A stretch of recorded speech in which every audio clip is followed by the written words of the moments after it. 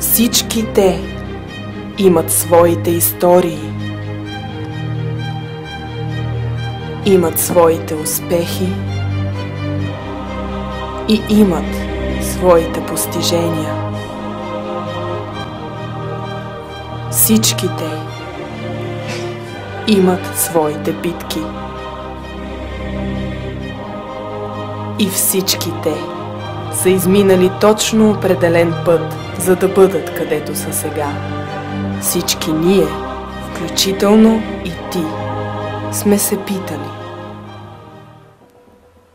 какво щеше да бъде, ако можех да се върна назад, до най-важният момент по техния път, когато късметът, случайността, обстоятелствата и може би трудът са се комбинирали така, че те да постигнат това, което са успяли.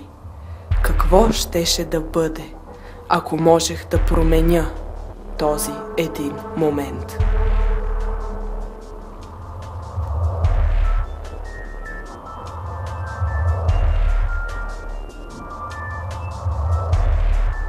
Ако можех да изменя обстоятелствата, да повлияя на случайността,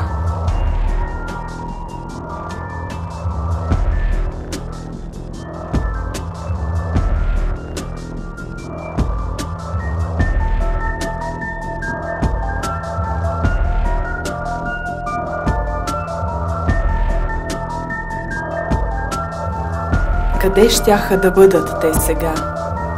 Какво щяха да постигнат тогава? Как щеше да се промени техния живот?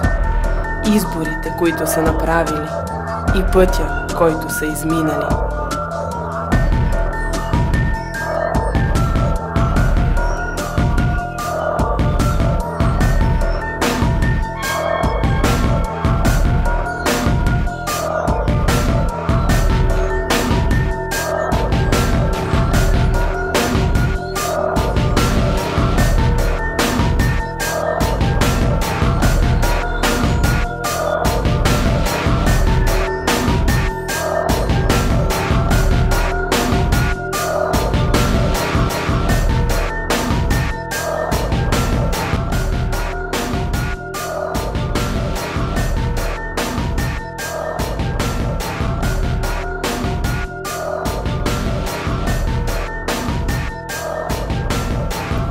Какво щеше да бъде,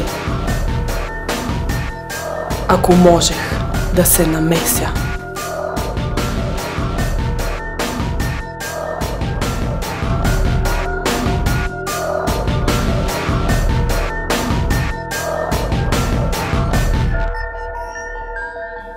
Ако наистина можеше да направиш всичко това, щеше да бъдеш наричан съдба.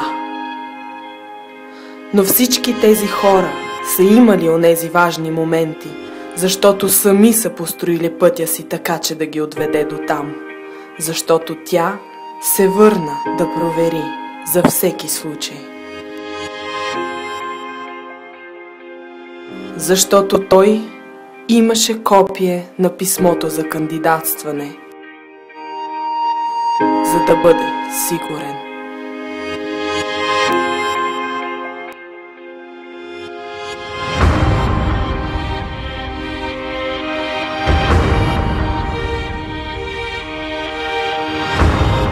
Защото тя намери сила за един последен удар. Време е да престанеш да гледаш към техния живот. Разбери, че съдбата има думата само когато ние мълчим. Време е да осъзнаеш, че имаш силата и волята да вземеш всичко в своите ръце. Да го отнемеш от ръцете на съдбата. И да бъдеш този, който сам избира пътя си, покорява върховете си и гради живота си, своя живот.